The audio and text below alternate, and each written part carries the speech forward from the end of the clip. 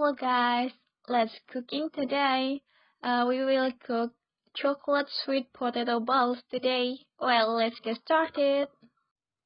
Well, the ingredients that we need are sweet potato, corn flour, chocolate, sprinkles, sugar, and breadcrumb. Well guys, we need to peel off the sweet potato and then we wash it. After that, we need to cut the sweet potatoes and then steam for 15 minutes. Then let's start to mash the sweet potatoes and then add sugar, corn flour, then mix it well.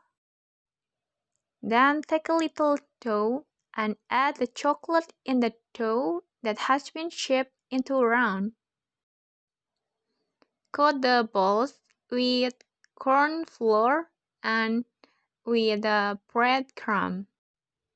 And then we need to fry the balls until it is turned into golden brown. The last one, we need to decorate the balls with chocolate and sprinkle.